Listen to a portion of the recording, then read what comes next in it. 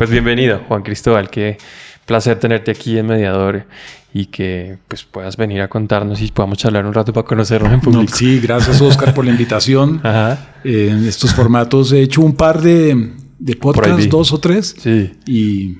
Pero creo que todos son diferentes y las dinámicas son diferentes. Me interesa ese conocimiento mutuo a través de estos aparatos y esta conversación. Es un formato como interesante, raro a la vez, ¿no? Me parece como curioso que uno me ponga a grabarse mientras se conversa. Yo debo confesar. ¿Qué sueles escuchar? Pues de todo un poco. O sea, hay unos como de fotografía que me interesan, que son como conversaciones muy intensas sobre la fotografía. Escucho podcasts de como noticiosos, como de actualidad también. Conversaciones de política. Escucho recientemente de Juan David también. No me pierdo sus conversaciones pendientes. Como por ese lado. A veces escucho algunos podcasts que no necesariamente, con los que no me siento como que no siento empatía, pero que siento que igual debo escucharlos, ¿no? Personas que no necesariamente están alineadas con mi forma como de pensar o de ver, no sé, este mundo político, pero me interesa también no quedarme encerrado en una burbuja y escuchar un poco todo. Entonces sí estoy escuchando muchos podcasts. Siento que es una forma de uno estar solo y estar pensando, ¿no? Y estar como debatiendo. Así esté uno en la soledad de su casa. Sí, claro, ¿no? Pues es una discusión que uno está finalmente, de pronto no recibe respuesta inmediata, pero definitivamente yo sí creo que uno puede o apoyarse en un argumento que dijo el otro o reforzar otro. Le abre mundos a uno también, ¿no? Y como te digo, incluso a veces escucho unos medio faranduleros, no voy a mencionar, que yo, esto está como muy ramplón, esta gente, pero esta gente igual. Entonces también yo hago como un estudio casi como de esos perfiles, de esas personas, como son retratos finalmente, ¿no? Y como me interesa tanto el retrato como fotógrafo, finalmente todos esos son retratos. Y yo creo que eventualmente le dan unas herramientas para hacer una foto, por ejemplo, incluso un retrato. Claro. Es muy interesante esto que mencionas de retratos en un podcast porque es una metáfora, ¿no? Al final de cuentas, es una metáfora bastante linda. Yo estoy ahorita leyendo un libro que se llama Las metáforas de la vida cotidiana. Y los dos autores, que son dos autores, plantean que las metáforas van más allá de un recurso lingüístico y exponen con argumentos que realmente están en todo, ¿no? En todo el lenguaje mismo y sostienen al lenguaje per se. Entonces hay todo tipo de metáforas que uno incluso a veces no se da cuenta. Eso que te iba las a preguntar, está usando. uno no se da cuenta. Uno no se da cuenta que cuando las da te empieza a dar ahí los ejemplos, uno dice como, claro, mira, yo he estado diciendo este tipo de cosas. Por dar un ejemplo, el tiempo. Tenemos una relación con el tiempo muy específica cuando hablamos de él, que tiene que ver con el valor, ¿no? Lo relacionamos mucho con el capital, ¿no? Entonces, voy a dar dos ejemplos, el del tiempo y el de la discusión, el de argumentar, el de discutir con alguien. Ellos hablan de que el tiempo, por ejemplo, lo relacionamos mucho con términos del capital, entonces que nos falta el tiempo, ¿no? Entonces la carencia ese tiempo, lo que vale el tiempo, ¿no? Como me cuesta un montón de minutos estar acá o no tengo tanto tiempo de tener, ¿no? De todas estas como cosas que ya los decimos, las normalizamos. Se incrustaron en nuestras vidas y dejaron de ser como algo a lo que le prestamos atención y ya aparecen ahí. Y ellos lo que plantean también es cómo eso también le podemos dar un cambio, ¿no? Cómo podemos hablar del tiempo ya no tanto desde un punto de valor, de cantidades, sino de pronto con una metáfora de danza. Por ejemplo, en lo argumentativo también habla de eso. Cuando decimos que estamos discutiendo, entonces hablamos de la estrategia al hablar, ¿no? O hablamos de que él ganó en la discusión o que... competitividad. La competitividad, etcétera, ¿no? Entonces hay unas metáforas ahí muy relacionadas con la guerra, con el conflicto. Lo de la danza él lo propone, por ejemplo. ¿Qué tal si hablamos al momento de... Cuando estamos hablando de discutir, de bailar, ¿no? En términos de la danza, ¿no? Entonces se discutieron en un baile, no sé qué. Y eso cambia la manera en que tú percibes la discusión per se, ¿no? Y el tiempo mismo. Porque lo asocias ya con otro grupo, otra categoría metafórica y inconscientemente uno hace todo el cambio de terminología alrededor de eso. Entonces me parece muy interesante como esta relación con las metáforas y cómo hablamos de lo que hablamos sin darnos cuenta. Uno ni siquiera piensa en eso. ¿No? No piensa en eso, ¿no? Pero sí las está usando y se está valiendo de ellas todo el tiempo. Ajá. Entonces, no sé, tengámoslo ahí como para charlar un ratico. Pero lo mencionas también en el sentido de la soledad, ¿no? En la soledad de la casa uno está regresando. Y siento que digamos, esta vida de fotógrafo tiene mucho eso, ¿no? Una soledad aparentemente, que quisiera de pronto empezar a explorar por ahí con lo que... No, definitivamente. Y yo de alguna forma la transición que hice entre medios visuales, porque el anterior que era el cine, pues es un medio evidentemente audiovisual, de la fotografía en principio es solamente visual, fue buscando un poco esa soledad, ¿no? Un poco abrumado por la cantidad y el tamaño de los equipos que se requieren para producir cualquier cosa fílmica, ¿no? Aunque me encuentro a veces con joyas, con ejemplos de obras cinematográficas que se pueden hacer con... Hasta mismo en la muestra documental que realmente me cambió. Es de un español cubano, es español pero ya es casi cubano porque lleva mucho tiempo viviendo en Cuba, un chico muy joven, su primera película, que se llama Al Oeste en Zapata.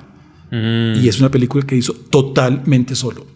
Y vos la ves y visualmente parece que lo hubiera filmado Storaro, ¿no? O sea, tal vez estoy exagerando un poco, pero es muy bella, es muy rica visualmente.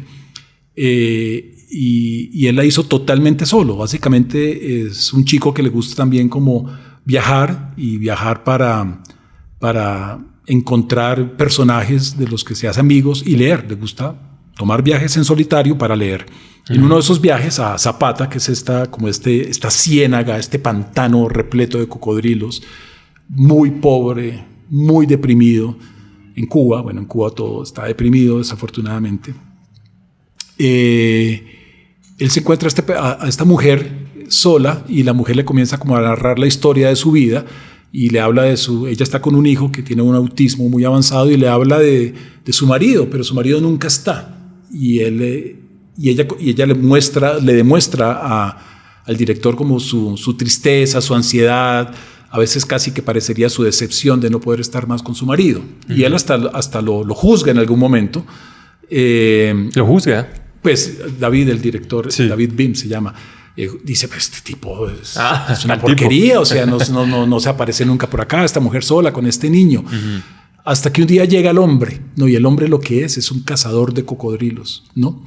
Pero él no caza cocodrilos para vender ni para nada. Él caza un cocodrilo, yo me imagino que cada mes o dos, para tener suficiente carne, alimento para llevarle a esta mujer y al hijo. Yeah. Entonces el tipo llega en algún momento, es un hombre como de 55, 60 años, pero parecen de 80, ambos, ¿no? Y él incluso lo increpa un poco. Él dice al comienzo, eso no se ve en la película, él lo narra pues ya conversando, y él le dice, no, ven, acompáñame. Y se adentran en esta ciénaga que es infestada de cocodrilos. El tipo vive totalmente solo, debajo de un árbol, pues ahí con unos plásticos y unas cuestiones, y él comienza a filmar todo esto solo con una cámara, ¿no? Con una camarita de video de la escuela de cine, porque él es el director de formación de largometrajes de la escuela de cine. Yeah.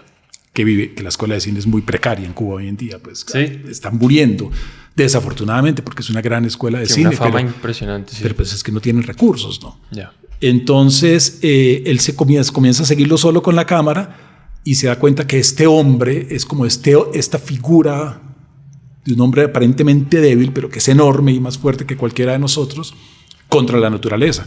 Y hay una escena que es en un solo plano, un plano secuencia de 14 minutos, que es cómo caza un cocodrilo este hombre metido en una ciénaga. Y es absolutamente hermosa. Todo este cuento para reflexionar un poco sobre la soledad, la soledad en el oficio, ¿no? Para terminar el cuento, o sea, el chico incluso él filmó casi como si fuera análogo, porque en esta zona no hay electricidad y las 2 o 3 baterías que tenía no tenía cómo cargarlas.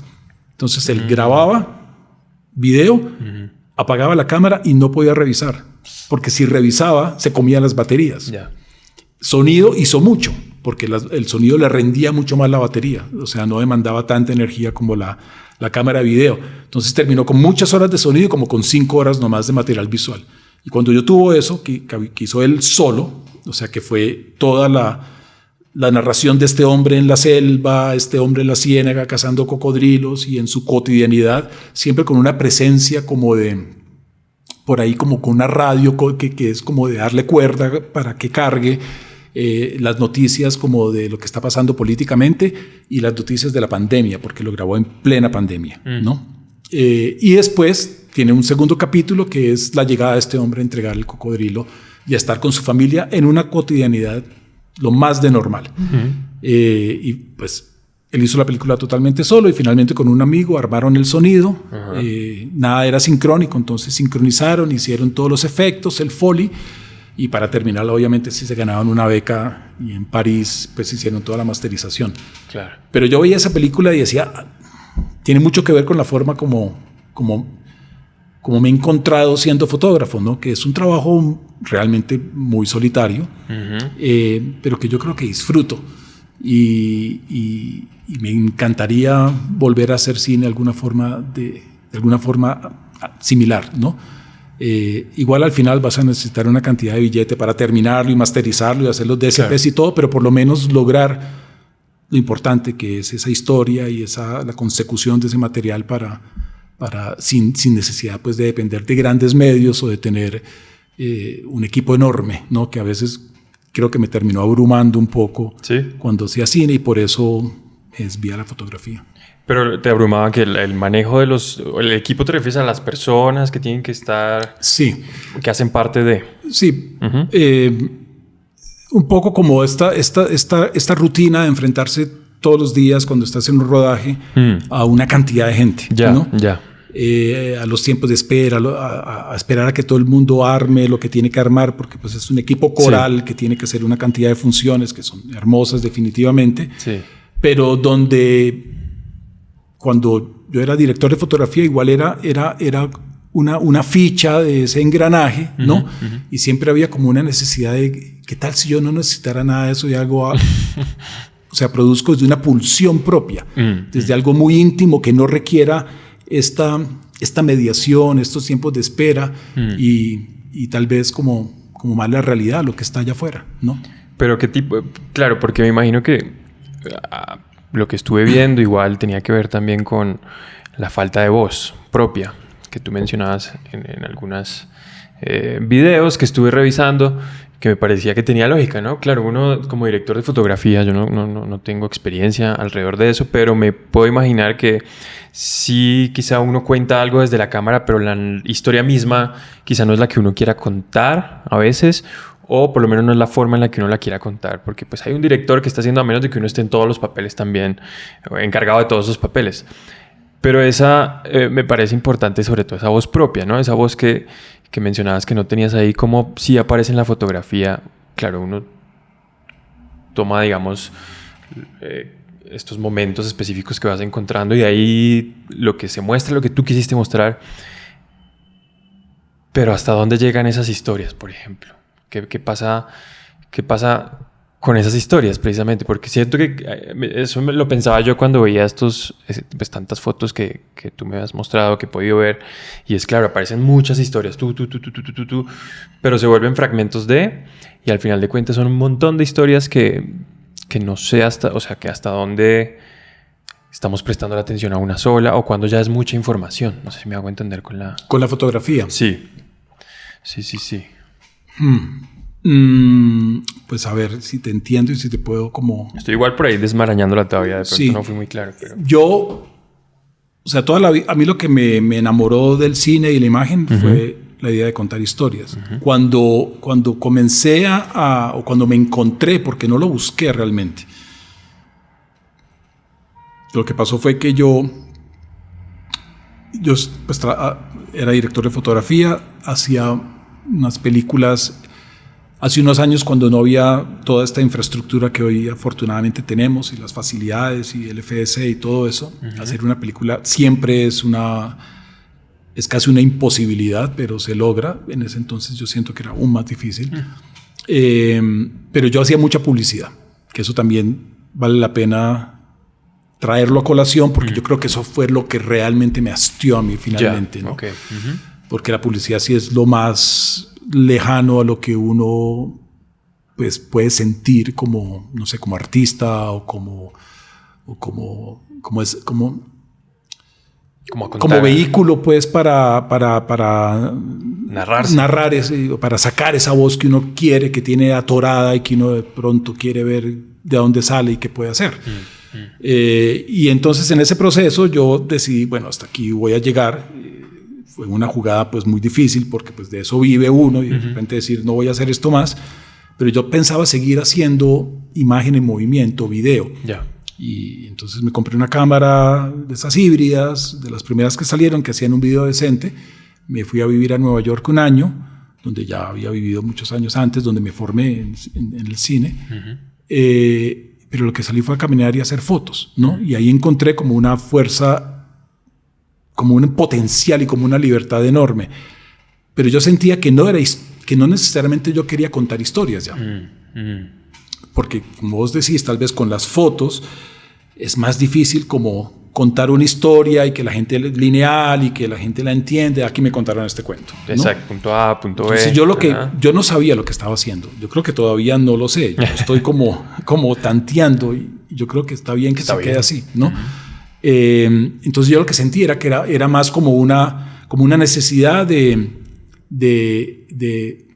registrar, aunque no me gusta la palabra registrar, me parece que le falta como poesía, que era como aprender estos momentos que podían ser solamente de juegos de luz, podrían ser gestos de la gente en la calle, porque pues era la calle lo que tenía disponible y fue lo que usé. Y yo creo que era más como una conexión con las emociones, ¿no? No había historias lineales. Y cuando me preguntas si mi trabajo tiene historias y la gente tal vez cómo las puede leer, pues no estoy muy seguro que haya historias ahí, ¿no? Hay temas, hay inquietudes, hay preguntas, hay atmósferas, hay cosas en las que yo reincido. Tal vez lo que sí me he dado cuenta, que es lo que he hecho en los últimos 4 años, que decidí ensayar con el medio del fotolibro y tomar el primero era La luz opaca, fue temático, digamos, tenía como era una serie de fotografías que se desarrollaron durante unos años en una zona específica del centro de Bogotá y que para mí sigue siendo un lugar de interés y pues que me inquieta, ¿no? Y yo digo, pues esto cada vez está peor y está más horrible, pero no, es donde yo más me siento vivo, es donde vuelvo, ¿no? Porque el resto de la ciudad me parece que no pasa nada, está bien para tomarse un café o algo así, pero no me conmueve o no me te activa, ¿no? No me activa, no me atraviesa de la misma forma. Exacto.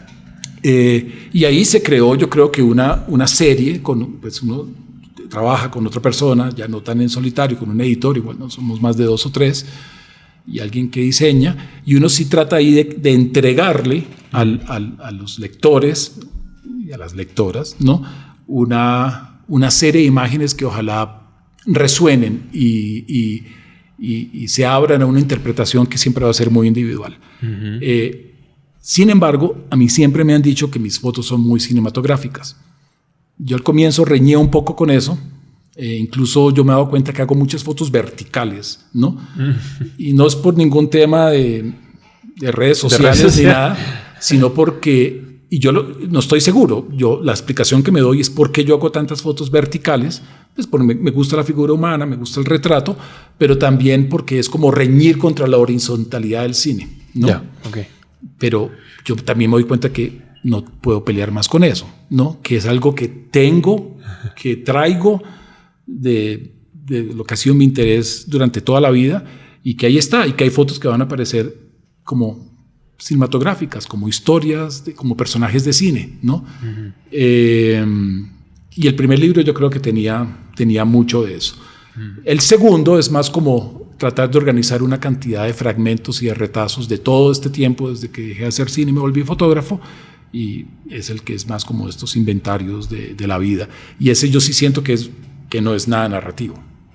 Yo siento que ahí hay más como hay unas inquietudes, yo me exploro en ese libro, es muy personal, digamos, se volvió muy personal además en el trabajo con la editora, pero yo pienso que ese no es más narrativo. Entonces no sé si lo que yo, si esta obra, ¿no? O esto que he venido haciendo trasciende a un nivel como de historias y dónde quedan. Ya, sino que puede que se enfoque un poco más en lo relacional, ¿no?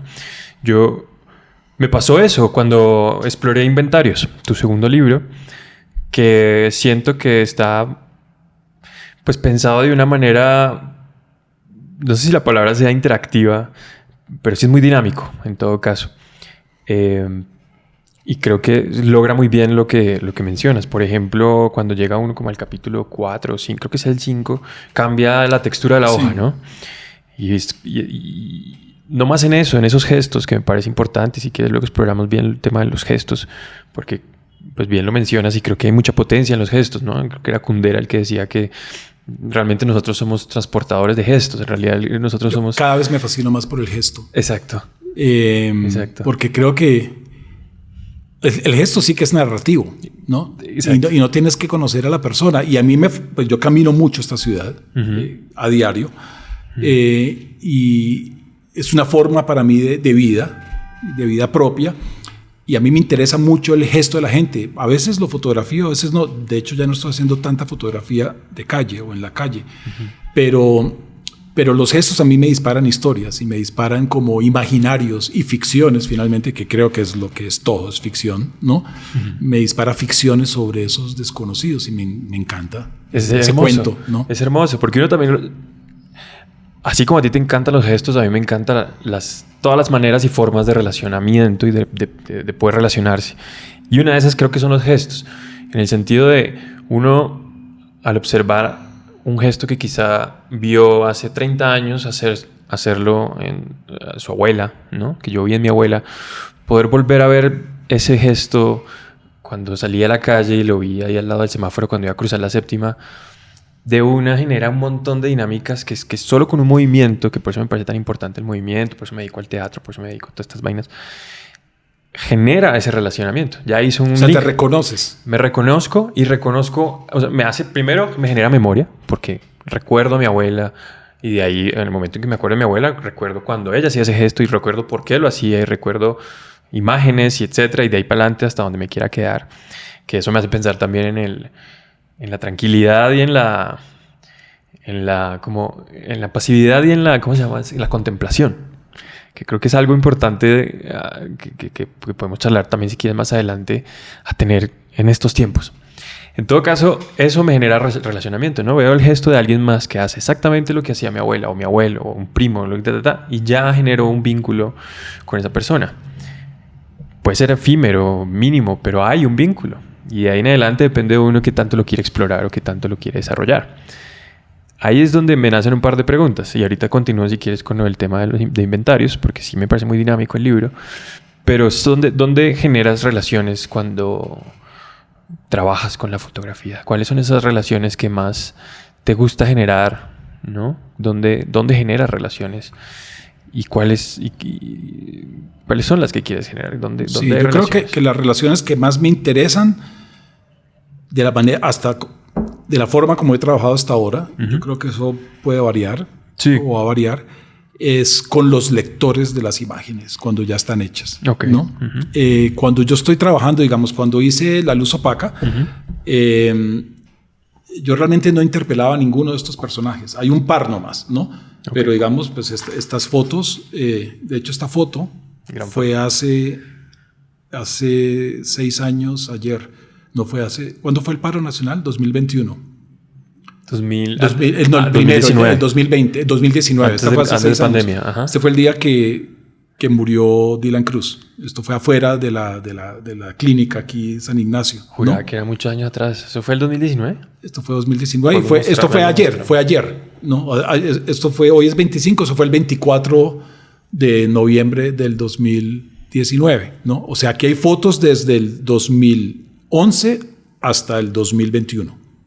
Hay casi 11 años de fotos. Pero esta foto, por ejemplo, no está narrando nada de Dylan Cruz. O sea, nadie sabe que esta foto está tomada afuera y que la gente lo que está recibiendo la noticia en este momento, porque estaban todos congregados afuera. Y yo coincidí, la gente estaba recibiendo la noticia, falleció el pelado, ¿no? Pero para mí esta foto contiene una cantidad de información. En la narrativa del libro para mí es importante, es como lo sombrío. Hay como una ciudad pesada y una ciudad que carga una angustia, una pesadez, una sombra, porque me parece que Bogotá tiene mucho de eso, pero también tiene luz, ¿no? También hay una cosa estética, hay una cosa lírica en la foto que a mí me interesó, pero esta foto no describe el momento. Y a mí me encanta esto. Yo creo que este libro realmente no describe casi ninguna foto donde la gente pueda decir, yo sé qué está pasando ahí. Y me gusta que no sepan qué está pasando ahí. Pero tu pregunta de cómo me relaciono con estos personajes, con ninguno de estos personajes tuve mucha relación. Por ejemplo, esta foto que es tan cercana, esto fue un instante, un cruce, ¿no? Yo sí preveo lo que puede llegar a ser la foto y actúo de cierta forma y pues con algo de suerte la foto se logra, que es una foto un poco también inquietante, uno no sabe qué está pasando. Pero hay otras fotos como este retrato, que sí yo vi al personaje con ese perro tal cual y me le acerqué, ¿no?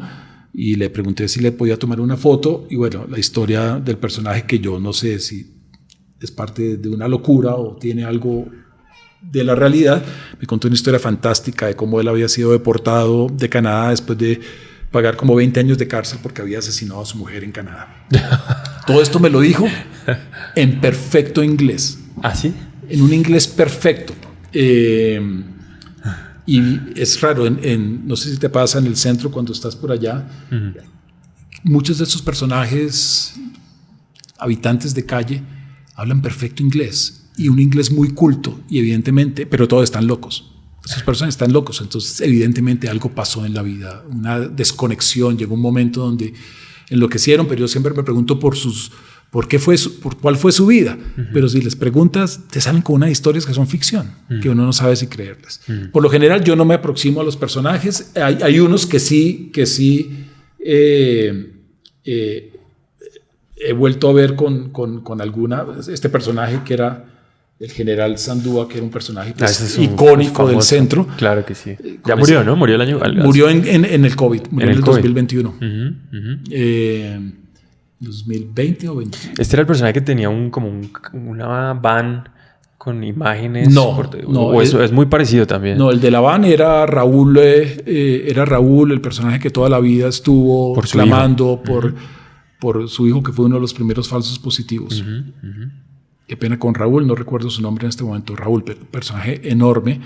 Lo fotografié también, tuvimos una relación, de hecho hablábamos durante el COVID porque él estaba durmiendo en una estación de servicio, él parqueaba su carro en la estación de servicio, ahí dormía y yo estuve como pendiente de él.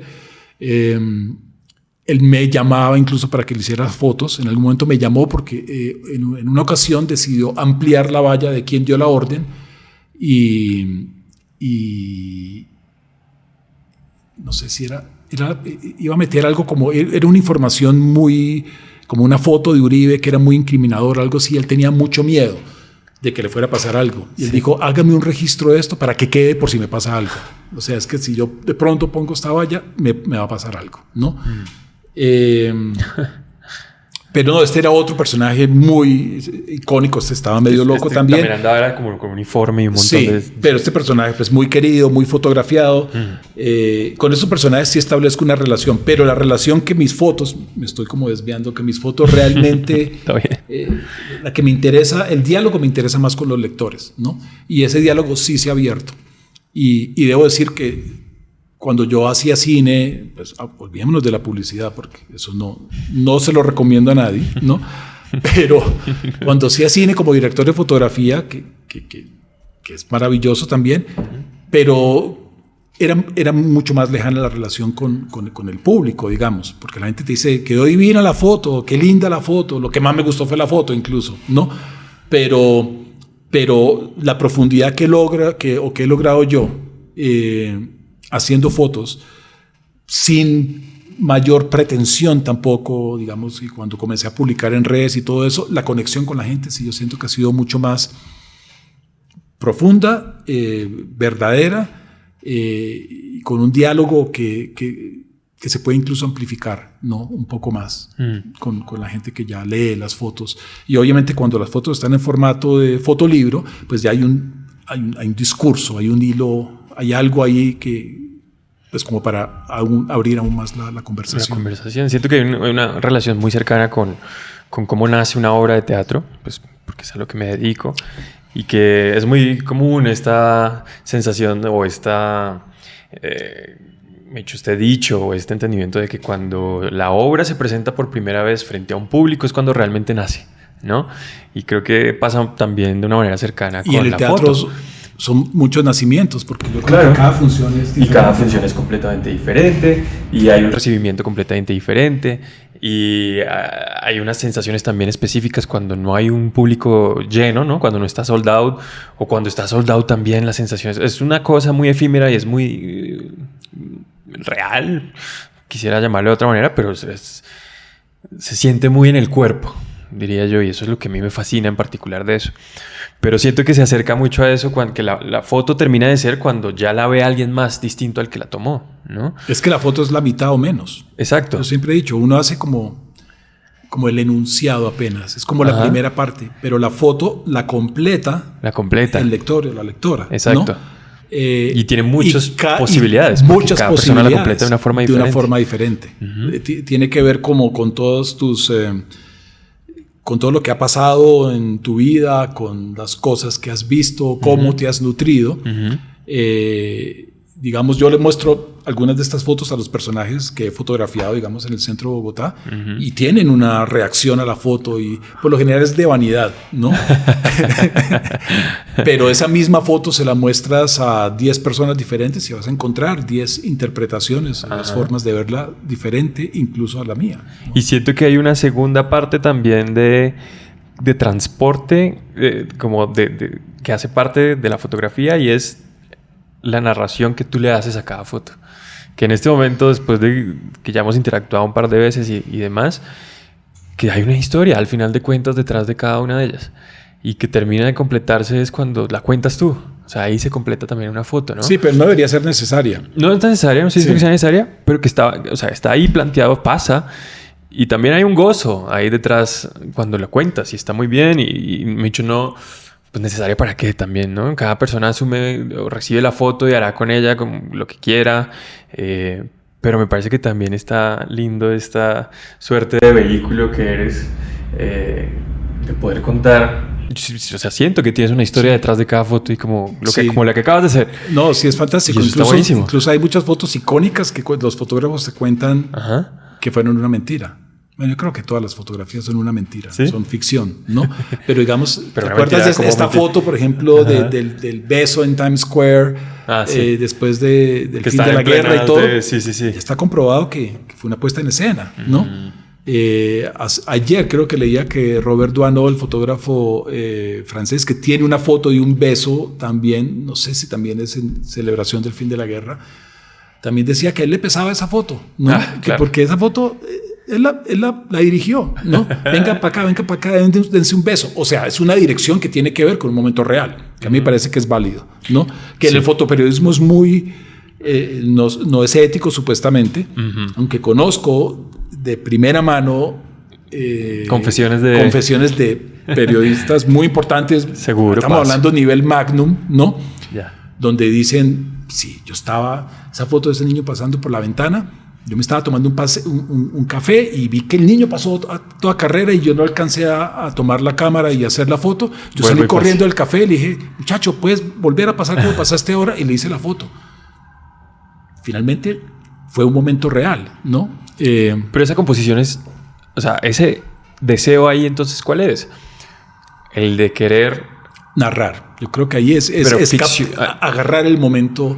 Pero al final de cuentas está haciendo una cosa, usted está narrando sobre una mentira, pero lo que voy es como, igual quisiste dirigirlo y que quedara de esa manera, entonces estás ficcionando, de alguna forma quieres crear realidades, una suerte de... Sí, yo creo que, pues sí, digamos en el caso de que uno ve algo... Digamos, lo digo por el que le pesó, por el que me cuentas digamos, que le pesaba. Si uno vio a la pareja dándose el beso y no alcanzó a levantar la cámara y hacer la foto, yo no creo que sea el fin del mundo.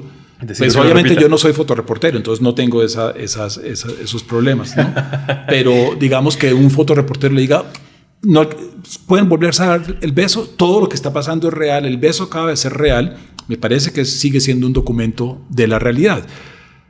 Entendiendo que tomar una cámara y decidir qué queda afuera, qué queda adentro, dónde está el foco, si tiene profundidad de campo o si el foco es selectivo y no se va a ver nada atrás, son decisiones que alteran la realidad, ¿no? De alguna forma, son interpretaciones y por ende comienzan a ser un poco a jugar entre la ficción y la realidad, ¿no? Sí. Pero a mí eso es lo que menos me preocupa. A mí me encanta pensar todas las fotos como una ficción, ¿no? Y los retratos incluso. O sea, si yo te voy a hacer un retrato, yo me voy a crear una ficción sobre un Oscar que yo tengo en la cabeza o que quiero en ese momento crear, ¿no? Y te puedo de repente llevar a un estado melancólico y no estás melancólico, ¿no? Pero a mí me parece que la melancolía es más poética. Entonces te voy a llevar a punta de dirección y de dirección de gestualidad a un estado melancólico. Que hay una foto, hablando de eso, que es una de las que más me gusta, que es exactamente, esta no la dirigí, pero esta foto de este chico, que también lo conocí, se llama Sebastián, tenía 14 años, ahora debe tener 20 y pico, ¿no? En esta foto era un chico que hacía el personaje de Michael Jackson. Se parece, sí, o sea. Era un chico explosivo, hermoso, alegre, ¿no? Y esta foto, yo no sé cómo, porque no la planeé, la cámara obturó en el momento en que este chico parece como perdido en sus pensamientos, ¿no? Parece melancólico. Esta fue la foto que me gustó, de una serie de 30 fotos tal vez que salieron de ese momento, donde en todas él era explosivo y feliz. Sí se ve que está preocupado. Yo pensé, pero ahora que lo mencionas, perdón que te interrumpo, siento es más como el momento exacto donde está o sea, hay un cuerpo tensionado que seguramente estaba en medio de una de sus coreografías. No sé si estaba haciendo alguna de Michael Jackson, pero o sea, siento un cuerpo tensionado. Estaba haciendo algo de Michael Jackson, pero lo que denota el gesto y la mirada y la tensión de los labios y eso, es un chico que está como en sus pensamientos y algo le está pasando, ¿no? De hecho, yo le llevé a este chico copias de las fotos y esta fue la única que nos cogió, ¿no? Y obviamente me las pidió a color, ¿no? Y en una segunda pasada me mostró que las había pegado todas como en su habitación donde vivía.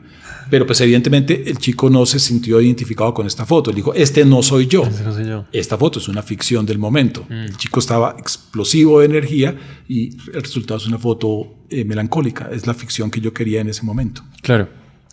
Y es difícil igual pues mostrar la persona real ¿Y para qué?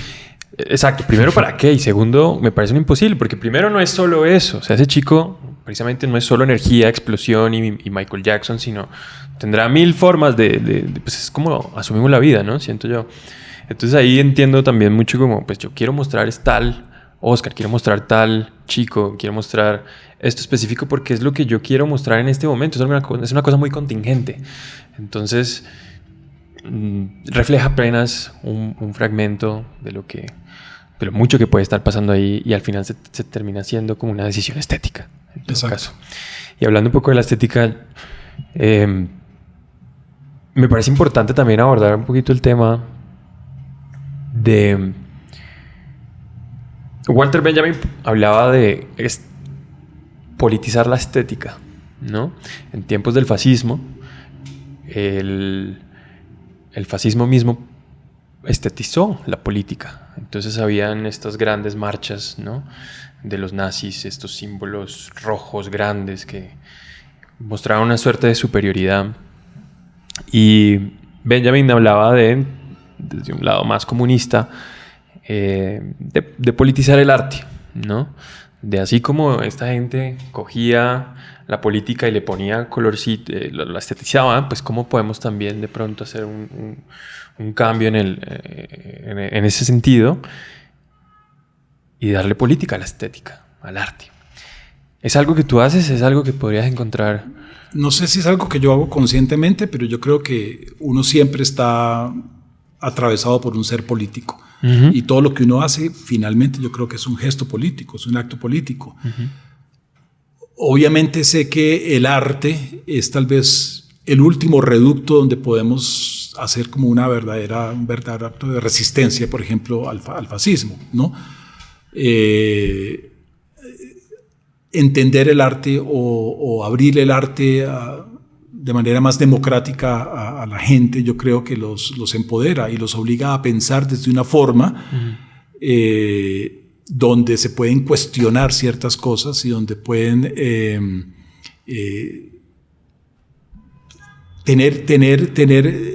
darse el espacio para unas preguntas que le van a resultar incómodas y peligrosas al poder, ¿no? Uh-huh. Entonces yo siempre creo que, pues, hablas de lo del...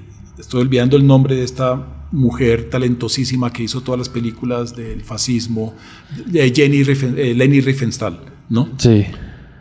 Leni Riefenstahl es esta mujer talentosísima que hizo justamente estas películas grandilocuentes y unas fotos de estos cuerpos torneados y de esta raza aria. Las fotos son espectaculares, son hermosas, ¿no? Uno obviamente las ve hoy en día con incomodidad, ¿no? Yo creo que ella sufrió mucho haciendo esas fotos porque realmente su nivel de sensibilidad me indica a mí y lo que cuenta la historia es que un poco fue como o sea, no necesariamente era como que le tocaba hacerlo también, de pronto hasta para sobrevivir. Sí. Y el arte y la estética ahí pues está jugando también para venderte un mensaje, una idea, ¿no? Pero a ver, me estoy yendo un poco como se me está yendo como lo que quería decir es que el arte realmente es la forma en que puede haber un poco más de libertad en estos tiempos, de libertad personal, entendiéndolo, viéndolo, disfrutándolo, abriéndolo y obviamente haciéndolo. No se pretende que todo el mundo sea artista, sería imposible, pero el arte y la estética y la belleza, y yo insisto que la belleza es necesaria también como un elemento liberador. O sea, un entorno, o sea, los entornos, ¿cómo lo llamamos? Porque es muy difícil definir qué es feo y qué es bello, ¿no? Pues, pero pues yo creo que hundirnos en la oscuridad y en la fealdad es una forma de sumisión también, es una forma de tenernos un poco, llamémoslo, no sé, como apagados, ¿no? O atemorizados, o manteniendo la voz más baja. Yo creo que la belleza libera también y exalta y te empodera seguramente para resistir, para rebelarte, para decir esto no está bien, ¿no? Entonces creo que la belleza es política también y es necesaria, ¿no? Como un elemento de bienestar y de empoderamiento. Sí, no, de acuerdo. Lo menciono sobre todo por los tiempos en los que vivimos, que para mí ha sido un tema que me genera tensión, que me genera como a veces frustración misma, ¿no? Por el hecho de uno, pues, querer, digamos, en su cotidianidad estar haciendo una obra de teatro, trabajando en su arte, pero al mismo tiempo sabiendo que, pues, ocurren toda clase de... O sea, ¿sientes que hay como un egoísmo de parte de uno, tal vez? ¿Como una desconexión? No sé si puede, o sea, no es claro todavía para mí qué es exactamente, pero me frustra en el sentido de que no siento un alcance que tenga potencia sobre lo que puede estar realmente necesitándolo. En el sentido de... ¿Que sea un poco elitista? Más que elitista es que pueda yo estar montando la obra, pueda estar yo haciendo esto y al otro lado del mundo ocurre el genocidio de Gaza y que realmente no esté aportando a esto que puede ser lo que nos esté llamando como sociedad a prestarle atención. Mientras hay otra... Y te estoy contando como lo que va pasando por mi cuerpo mientras ocurren todas estas cosas. Mientras al otro lado del mundo están un montón de pelados súper arriesgados, metidos en un barco, listos para ir hasta Gaza y ver qué sucede, ¿no? Y se vuelve pues, lo que siempre se ha dicho, que la realidad supera ficción. Y entonces me genera contrariedad con lo que yo hago, y entonces digo, bueno, pero ¿hasta dónde el teatro está generando realmente esa resistencia? Porque lo hace, ¿sí? Hay una resistencia mientras queremos contar lo que queremos contar y cómo lo queramos contar, pero ¿hasta dónde y qué tanta efecto está teniendo? Y qué tanto me permito yo dejar eso y más bien realizar cosas de mayor alcance, meterme más en la política, ¿no? Entonces son como pensamientos que me llegan cuando me veo enfrentado a estas cosas. Entonces por eso lo pregunto, porque siento que a final de cuentas, sea lo que sea que uno esté, a lo que esté dedicado, quizá uno sí tiene que empezar a meter y ya miras, tú si estás de acuerdo o no, como dar que estas claridad por lo menos política de cómo es tu posición a nivel social frente a lo que acontece en la realidad, ¿sí? Y eso se da como en una extensión de tu obra, de tu oficio. Entonces por eso me nace esa pregunta y como ese tema de, bueno, ¿qué tanto estamos atravesando nuestros trabajos con lo que acontece y qué tanto estamos aportando a la sociedad? O sea, no todos nos podemos meter en las barcas que van a Gaza. Claramente. Yo creo que nos hemos preguntado mucho cómo podemos reaccionar ante algo tan horrible y de manera efectiva.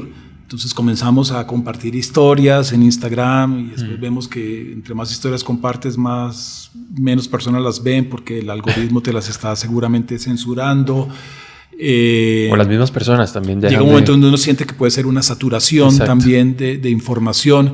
Uno trata de hacer lo que puede, pero yo creo que es imposible. O sea, no nos vamos a inmolar, eso tampoco va a servir, ¿no? Yo sí creo que hay que insistir y replicar las veces que sea de manera personal con los otros, tener las discusiones que son obviamente muy fáciles con la gente que es afín a nosotros, son muy complejas con alguien que pueda estar, pues que pueda tener oposición. Hay que escuchar, pero también no hay que dejar de tener esas a veces las más necesarias esos también. Argumentos y esas discusiones. Es que ¿qué más podemos hacer? Y desde el arte, pues desde el arte es lo que sabemos hacer, es lo que creemos que podemos hacer, es lo que nos mueve.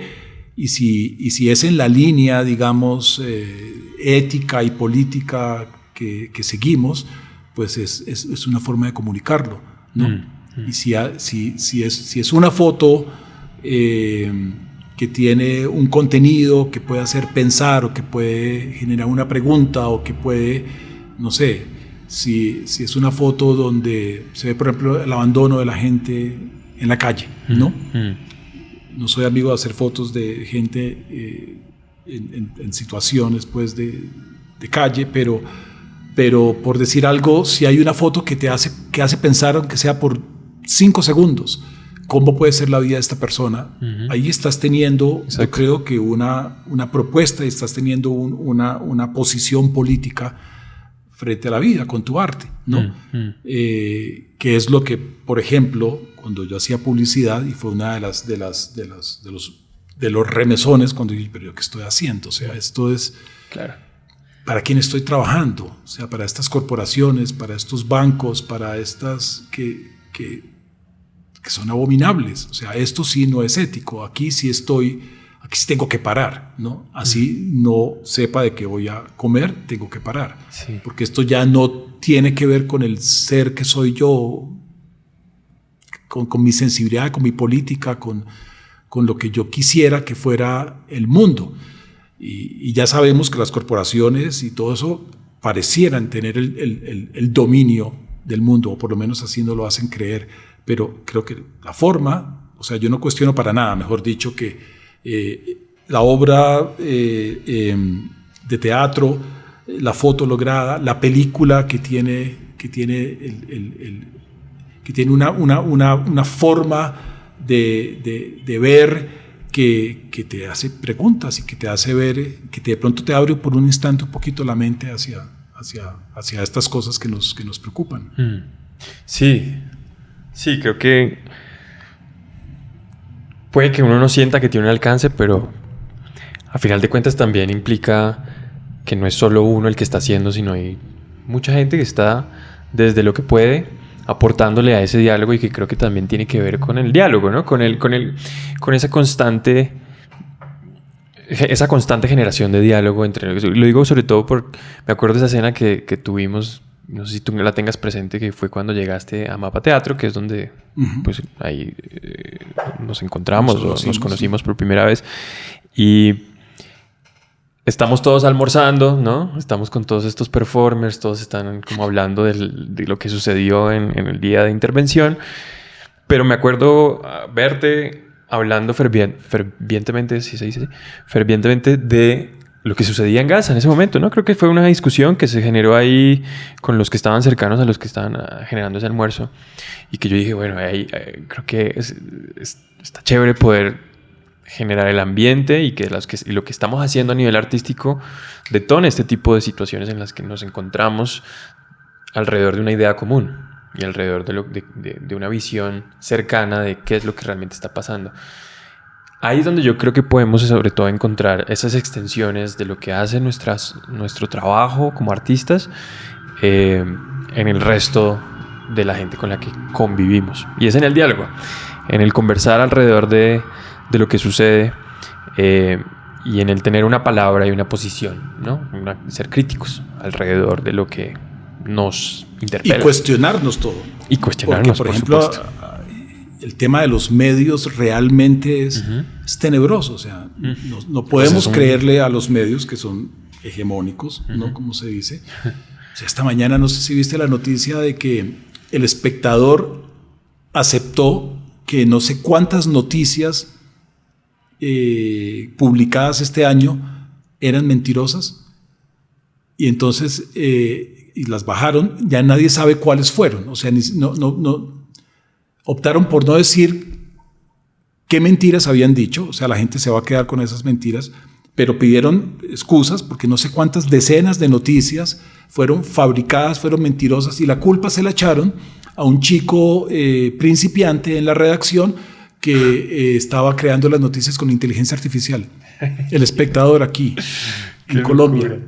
O sea, no, es que se vuelve... evidentemente lo están haciendo todos, ¿no? O sea, o sea, eso me parece que definitivamente nos destapa lo podrido que es, y porque nadie hizo fact-checking y qué. O sea, se están creando noticias. Creando noticias en inteligencia artificial. Las fotos ya van a comenzar a ser ya son, pueden ser reales. Entonces hay que cuestionarse todo. Yo creo que lo importante es que hay que cuestionarse todo. Sobre todo hay que cuestionarse lo que consumimos en redes sociales, en medios, en todo eso, y tener estas conversaciones. Sí. Porque la conversación de uno a uno, pues ya estamos enfrentados los dos, estamos o de acuerdo, yo te estoy aportando información sobre los temas que nos interesan, y yo creo que eso sí, digamos, en el tema de Gaza, esto no va a solucionar la situación de Gaza, pero si esto se comienza a replicar y hay mucha más conciencia, ya nadie va a creer ni va a dudar que lo que hay en Gaza es un genocidio, y eventualmente algo tiene que pasar. Creo que solo con nombrarlo. Eventualmente algo tiene que pasar. Ya es un... Y ojalá volvernos una mayoría que afirma que es un genocidio, ¿no? Así no estemos allá salvando una vida. Claro. Que es muy frustrante y que es un tema incluso que yo a veces digo es de salud mental. O sea, al comienzo yo o sea, no podía dormir. O sea, yo dormía y estaba pensando en las imágenes y en los relatos, y es un tema muy dañino que yo creo que además les encanta a los que están cometiendo las atrocidades. O sea, es como enloquecer a todo el mundo, confundir a todo el mundo, que todo el mundo apague finalmente porque ya no puede ver más. Claro, esa puede ser una meta, ¿no? Como sobresaturar de... Pues parece lo más retorcido mental que pueda llegar a ser un ser humano, ¿no? A mí me parece que... Y aparecen varios temas ahí, solo por mencionarlos, importantes, ¿no? Uno es... Yo siento que solo con nombrarlo y mantenerlo en la conversación ya es por lo menos algo que deberíamos hacer todos para que no se vuelva olvido, para que no se vaya a lo que pasó y hablemos ya de una manera como, ¿te acuerdas tal cosa? Mantenerlo en la conversación, por más de que se vuelva repetitivo, por más de que sea cansón, por todo este tipo de sensaciones, es vital seguir hablando de eso hasta que... Y esto por años, ¿no? Esto puede ser fácilmente un evento que nos va a llevar a la vergüenza absoluta años de aquí en años adelante. Yo creo que es imposible que no sea de esa forma. Sí. Y sería muy peligroso que olvidarlo, ¿no?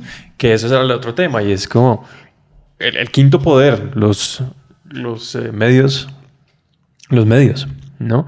Y es muy complejo, ¿no? Sobre todo lo vemos en la administración de Trump, que se siente una suerte de estrategia el botar tanta información y hablar de tantas cosas sin revisar, sin hacer fact-checking, sin hacer... realmente ser conscientes de si estoy diciendo una mentira o no, pero es tanta información que es muy difícil mantener el ritmo a todo lo que se está diciendo. Ese es mi miedo más grande. Lo que a mí me atemoriza es que la gente lo compra. Pero lo compra porque es donde recibe la información, pero y lo compra una cantidad de gente que no quiere que sea tampoco diferente a esa realidad le conviene, le parece interesante, ¿no? Se ajusta polariza al discurso que les han dado toda la vida de Make America Great Again y vamos a ser los mejores, esa superioridad.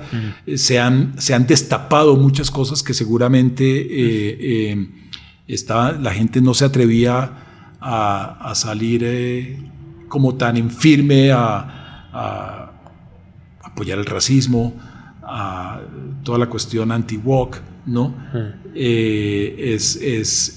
Ahora es como tenemos licencia, somos blancos y queremos estar en el poder y queremos procrear y queremos la pureza de la raza, una cantidad de cosas que se han validado con ese discurso y con los medios que son mayormente cómplices, casi todos. Es muy fuerte, es muy fuerte. A mí me queda todavía esa imagen de este man Trump dando un discurso riéndose de que, bueno, Gaza ya está destruida, pero bueno, vamos a hacer ello un resort y vamos a volver a reconstruirlo. Bueno, y ese es el plan. Y ese es el plan. El plan que vergonzosamente firmó las Naciones Unidas la semana pasada. O sea, es que ya no se puede creer en nadie. Las Naciones Unidas, no sé, hace mucho rato ya no son de fiar, pero en algún momento era como el recurso, ¿no? Todos los países nos reunimos y tiene que haber, pero pues evidentemente está totalmente cooptado por estos poderes, ¿no? Hay un desbalance muy claro ahí de en dónde está el poder y cómo se está manejando. ¿Cómo nos sientes a nosotros? Como nación, como Estado, pues, en términos de globales. ¿Cómo sientes que estamos llevando este tema? Y cómo sientes también a nivel interno. Yo siento que es muy difícil también tener una posición específica, ¿no? Siempre van a haber personas, y aquí mismo, ¿no? En Bogotá habrán unos que están completamente, me pareció muy chistoso estos influencers que fueron invitados a Israel para, no sé si viste eso, unos influencers que fueron invitados allá para demostrar a la otra cara de Israel. Es muy difícil y de nuevo lo mismo, ¿no? Están pasando tantas cosas que es muy difícil llevar también, ¿no? Como es una sobresaturación de información que, pues, al final de cuentas... Yo creo que acá estamos en un momento que aburrido no es. Es todo menos aburrido lo que está pasando, ¿no? Pero es un momento muy particular y yo no sé qué creer. Por ejemplo, con el tema de la inminente amenaza de este superpoder, donde estamos implicados directamente, porque pues hace como 3 días Trump dijo que a él le parecería hermosísimo bombardear las fábricas, dijo, de cocaína, no dijo laboratorios, factories, las fábricas de cocaína. O sea, hay una cosa ahí de matoneo que uno no sabe hasta dónde va a llegar. Pero pues, si pasa lo que parecería que puede pasar en Venezuela, pues que somos nosotros también. Entonces estamos en una coyuntura donde uno no sabe realmente qué va a pasar. En cuanto al momento, digamos, político y al cambio que ha venido ocurriendo en este país, pues yo estoy totalmente alineado con la idea de que el cambio tiene que continuar y que el proyecto tiene que seguir, porque, o sea, el proyecto es básicamente un proyecto de... No podemos seguir siendo el país que hemos sido toda la vida y en manos de los que hemos estado, ni el nivel de desigualdad que hay. Es básicamente eso. ¿Quién puede estar en contra de eso? Dice uno. Hay demasiada gente en contra de eso. No le conviene. O sea, ahora están temblando porque el salario mínimo puede llegar a 2 dígitos. Y entonces yo leía, porque leo, esta mañana estaba leyendo Portafolio, por ejemplo, que es lo peor, pero hay que leer esas cosas. Uh-huh. Y decían que ya no iba a haber más vivienda de interés social si el salario llegaba a 2 dígitos, porque iba a ser imposible de pagar pues los obreros y los materiales y las cosas, el costo de la vida y la inflación. Entonces era una amenaza ya. Si el gobierno llega a hacer tal cosa, a tratar de hacer un gesto para justamente que no haya esta brecha tan insalvable, somos el segundo país más desigual del planeta, ¿no? Entonces se ponen nerviosísimos. ¿Quiénes? ¿No? Pues los capitales más fuertes, y la amenaza es, ya no van a poder comprar casas baratas, ¿no? Va a desaparecer la vivienda de interés social. Entonces yo sí quisiera que continuáramos en un camino donde se vayan desmontando esas narrativas. Todos hemos recibido, yo he estado entusado no sé cuántas veces en este gobierno, ¿no? Porque es como, ay, no me rompas el corazón así, ¿no? Sí. Pero después uno vuelve a rearmarse y uno entiende que es la primera vez que hay demasiados vientos en contra, que esto no se sabía cómo, nadie tenía experiencia, ¿no? Y que obviamente hay demasiadas cosas en contra y hay demasiadas palos en la rueda. A uno le dejan de todas maneras muchas preguntas también, pero pues todo se puede mejorar y esa es la idea. Lo que sí creo que sería desastroso es hacer un viraje totalmente opuesto como lo han hecho otros países, porque a mí me parecería casi insoportable ese escenario. No sé cómo lo viviría, ¿no? Entonces yo pienso que de alguna forma de muchas formas es muy bueno lo que nos ha pasado, es haber por lo menos experimentado algo distinto con lo que toda la vida hemos querido. Es una escuela, hay que seguirle apostando porque hay que seguirlo mejorando y perfeccionando, pero para eso hay que tener alguna continuidad, no es echar para el otro lado. Sí, claramente. Pues eran 50 años que llevaba la derecha en el poder colombiano, pues hicieron y deshicieron como quisieron. Y dentro de eso ganaron la experiencia que tienen hoy en día y que pues por eso quieren volver y están desacostumbrados. Y por eso claro. Pero pues nos llevamos más de 3 años, no se lleva más de 3 años este gobierno, de acuerdo con el tema del cambio. Tiene que irse dando paulatinamente, porque también he sentido ese corazón roto por muchos sucesos que han ocurrido en los últimos años, pero que uno también igual ve que hacia adelante por lo menos hay alguna cosa clara con la que uno también se siente acoplado, ¿no? Como en sintonía.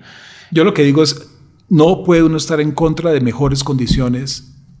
Definitivamente. Para más gente. O sea, hay que el tema de la desigualdad es insoportable. O sea, ¿cómo puede uno vivir también tranquilo en medio de lo... ¿Cómo no te va a afectar lo que realmente lo que pasa? ¿Cómo no te va a afectar la humanidad de los otros? Y la única forma de corregir eso un poco es haciendo esos cambios y esas reformas y eso que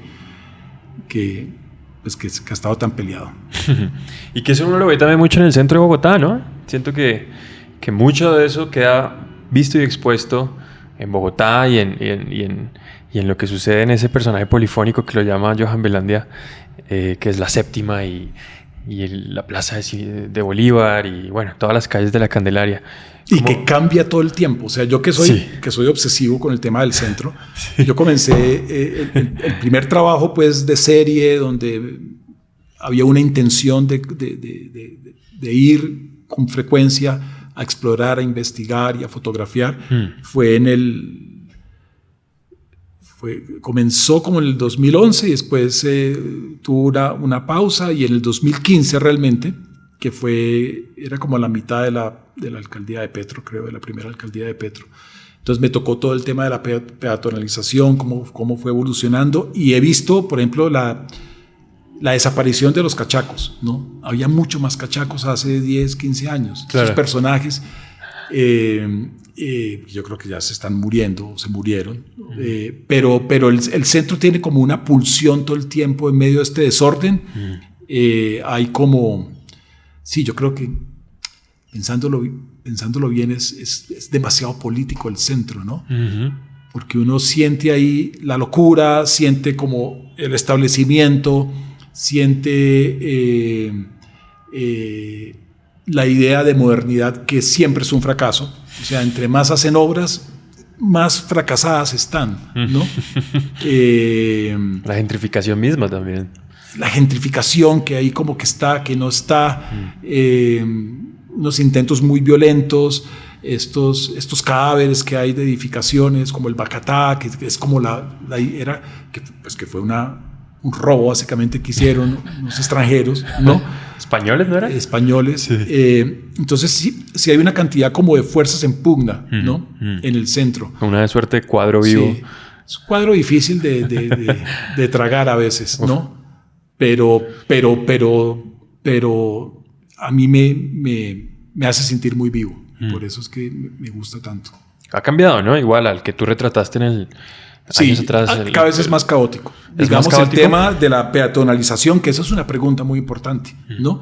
Es como, bueno, la peatonalización ya no persiguen aparentemente a todos los vendedores ambulantes, pero ya... Entonces la peatonalización no te permite caminar porque todo el espacio está ocupado. Entonces uno se confronta también desde un urbanismo idealizado. Entonces, ¿dónde está el mobiliario urbano? ¿Dónde están las alamedas? ¿Dónde están? ¿Por qué no están limpiando esto todos los días? Pero al mismo tiempo uno dice, pero esta gente no la pueden sacar. Y si la sacan es con violencia. ¿Y para dónde van a ir? Pero esta precariedad tampoco debería ser validada. O sea, esto no está bien, que la gente esté vendiendo este reciclaje, que esté pidiendo un plato de comida. Entonces uno se cuestiona mucho entre una parte como burguesa de uno que quisiera un centro armónico, lindo, ¿no? Limpio, y la parte de que hay que convivir porque esta es la desigualdad a la que estamos sometidos. Y es un poco el caos y también hay corrupción, porque seguramente también hay microtráfico ahí metido, hay una cantidad de fuerzas en pugna oscuras. Sí, pero está muy vivo. Sí, la séptima sobre todo, ¿no? Para mí, ahora que mientras lo vas relatando y lo voy viendo como imagen, es un cuerpo en tensión, la séptima, ¿no? Es un cuerpo que tiene sus fuerzas en tensión, porque las he vivido de primera mano. Primero, pues también por todo este proceso de canibalias que tú pudiste vivir. Eso, salir cada sábado y domingo por 6 horas al centro de la ciudad, pues era verlo por mucho tiempo, en vivo y en directo, y transitarlo y recorrerlo a una velocidad del caminar en la que moverlo de una manera particular por la dinámica de la obra. Por supuesto, claro, ¿no? Y ver cómo... Eso también es muy interesante, cambiar esa cotidianidad en la séptima por unos momentos y ver cómo todo el mundo simplemente deja... Creo que eso a nivel de objetivo se cumplió, que era un poco frenar la producción constante de las personas, ¿no? De la gente en su cotidianidad, y hablar un poco de lo productivo de lo improductivo, ¿no? Que es un tema de Bataille, de Georges Bataille, y que creo que muy bien lo logra esta propuesta de Mapa Teatro. Y eso creo que se logró. Era por un momento frenar que la gente que estaba dedicada a vender estos reciclajes, a caminar en las horas del almuerzo, toda la cantidad de personajes que uno ve en la séptima, frenaran por un momento y recibieran esto, que tampoco era información de primera mano, así como masticadita, claro, ¿no? Sí, esto eran preguntas en movimiento, ¿no? Una suerte de imágenes que todo el mundo llamó. Era una sensación y era como una irrupción en la cotidianidad, pero también con belleza y con extrañeza, ¿no? Ajá. Y esa extrañeza, algo queda ahí andándole a la gente. Sí, y la gente también se acomoda a eso. Es que no hay que entender todo, es la otra cosa. Eso está muy lindo. Por ejemplo, yo insisto mucho, no hay que entender las fotografías, ¿no? Algo que no entiendes de pronto te deja más tiempo en la cabeza una pregunta o una inquietud. Entonces a mí me gusta, me parece que además es liberador, no hay que entender todo. Uno puede leer un libro y no entenderlo, ¿no? Algo está en el subconsciente. Hay libros que son muy difíciles de entender, ¿no? Definitivamente. Está viendo entenderlos. Está en el manual de un amigo aquí que pasó, que es museógrafo, era curador del Museo Nacional, y mencionaba este libro, no me acuerdo cómo se llama, pero eran las 10 leyes de la lectura, una cosa así. Y una de esas es estar de acuerdo con que si tú empiezas un libro, primero no tienes que entenderlo, segundo lo puedes dejar de leer, no tienes que terminar de leer tu libro, tercero no tienes que contarle a todo el mundo de lo que estás leyendo, o si quieres hacerlo. Bueno, hay 10 mandamientos hermosos que alguien le da a uno como una habilidad con la lectura.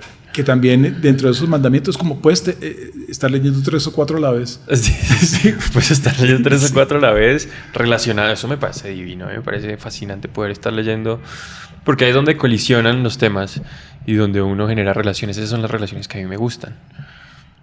Encontrar relaciones, o por lo menos una actividad que me gusta es encontrar relaciones donde no las hay. Pero en todo caso, sí es un tema importante lo que sucede en la séptima y que me parece muy lindo, que el otro día te veía ya como para ir finalizando, de lo lejos, a lo lejos, te encontraba como este fotógrafo errante, como creo que te gusta describirte, y que me gustaría que hablaras un poco también de eso, como yo te veía en la exposición de Arañas en el Paraíso de Cardoso, allá en la Cinemateca. Que me encantó. Una gran exposición, sí. Es una obra muy hermosa, yo la estuve mediando un rato.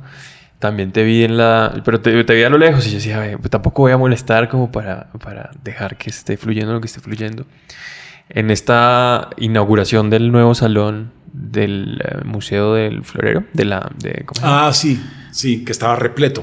Sí, que estaba completamente lleno, que me pareció una sala hermosa. Sí. No sé qué te habrá parecido, pero... Sí, yo varias veces he ido al Museo del Florero porque de hecho este tema de memoria desde el año pasado, el año pasado montaron el tema y había unas fotos que uno se sentía como interactuando, había como un tema como con los reflejos y solamente entrar a ese espacio y pensar, ponerse en el lugar hace 40 años de lo que pasó, me parece que es necesario. Y yo lo hago solamente como para dejar que mi cuerpo habite ese espacio y imaginar, sentir pues. Y al mismo tiempo es como alguna forma de honrar también, ¿no? Claro. A las víctimas. Es seguir hablando, precisamente lo que decíamos, seguir hablando y seguir teniendo el tema sobre la, porque es algo que uno no puede olvidar. Sí, esos días estuve merodeando. De hecho, terminé por allá metido en el acto performático que organizó Elena Urán, ¿no? Que llevó a 40 artistas. Ajá. Pensando en los 40 años y a la hora exacta en que salió el último rehén, el segundo día después de la retoma, ella hizo un acto ahí con César López en el piano, había un cello, Sandra, no recuerdo su nombre, Sandra en el cello, y había pues todo tipo de personajes, ¿no? Del arte, de la política, influencers. Y rompían unas vasijas que hizo Andrea Echeverri, hizo en barro. Y terminé metido, pues, como si fuera casi invitado al acto, ¿no? Porque tengo el tiempo para hacerlo. Es material que yo voy como, así no haga fotos, porque de hecho no he estado haciendo tantas fotos en la calle, porque no sé si la calle ya es lo que más me interesa fotográficamente, como el raponazo que llamo yo al personaje o a lo que sea. Tal vez ya no siento que quiero como trabajar tan rápido, pero pues con el tiempo que tengo igual estoy tratando de nutrirlo de eventos o de estas cosas que pasan que lo ponen a uno en el momento a sentir, ¿no? Y yo en el caminar, que camino mucho desde mi casa al centro, casi siempre si puedo voy caminando, es también como para sentir, y todos los días sentir algo, ¿no? Y sentirse, ¿no? En la ciudad. Y pues esta ciudad que es un desastre, yo la amo. Yo la amo. A mí cada vez me gusta más Bogotá. Tiene algo muy particular con sus cielos grises, con su clima de mierda, con todo. A mí no me parece de mierda, ¿no? Con sus locuras, pero hay una nostalgia, hay una belleza y hay una... Sí, yo creo que hay... Por lo menos yo la veo. mucha belleza también en esta ciudad y pues geográficamente estos cerros son algo que yo aprecio mucho. Pues de acuerdo, son muchos los temas que creo que se abren, que no se cierran, por supuesto, que quedaron apenas mencionados. Sí, es verdad. Pero que me parece muy lindo poder haberlos tocado y pues por lo menos empezar, ojalá generen preguntas, por lo menos a mí me quedan muchas preguntas y podría aquí seguir también, sí, por mucho tiempo. Pero me parece bien terminar ahí con un buen comentario hacia la ciudad que ambos amamos y que está en constante cambio, que también me la camino, que me parece también única, ¿no? En su forma, que precisamente en sus características tiene todo esto que sucede en la séptima, pero tiene también unos cambios barriales que son muy marcados y que hacen toda la diferencia y que hacen parte todavía de Bogotá y también tienen sus rituales y sus dinámicas. Y en todo caso una multiculturalidad en sus personas, en sus habitantes, en lo que sucede. Entonces, pues que el chévere cerrar por ahora con esos comentarios. Nuestro homenaje a Bogotá. Hacia Bogotá y ojalá puedas volver a pasar por acá, Juan Cristóbal. Claro que sí, yo encantado. Para seguir charlando un ratico. Ya ahora que oscurece, bueno, con la Bogotá ahí de fondo. Estuve viendo como quiero ver cómo la luz cambió de una impresionante. Había un momento en que tenías como la luz perfecta de retrato, como de estudio. O sea, tenías un relleno aquí suavecísimo, pero tenías el sol que te daba apenas como un backlight, ¿no? Todo estaba perfectamente compensado y fue como... O sea, si esto lo hiciéramos en un stop motion, sería como unos cambios bien interesantes. Y ahora pues aquí con unas ayuditas ahí. Esta ayudita, sí. Sí. Mucho de nuevo aquí yo experimentando con lo que se tiene por acá. Porque es precisamente eso lo que me gusta de esta posición. Y es que no es, digamos, un fondo inventado allá que no tiene movimiento, sino es un fondo vivo que también va contando cosas mientras se van contando y que todo el tiempo está cambiando. Realmente siento que que este país está apenas comenzando realmente. ¿Cierto? Hay una sensación de recién apenas estar naciendo. Sí. Ojalá que haya tiempo en el universo. Bueno, gracias, Juan Cristóbal. No, a vos muchas gracias. Bueno. Muchas gracias. Chao.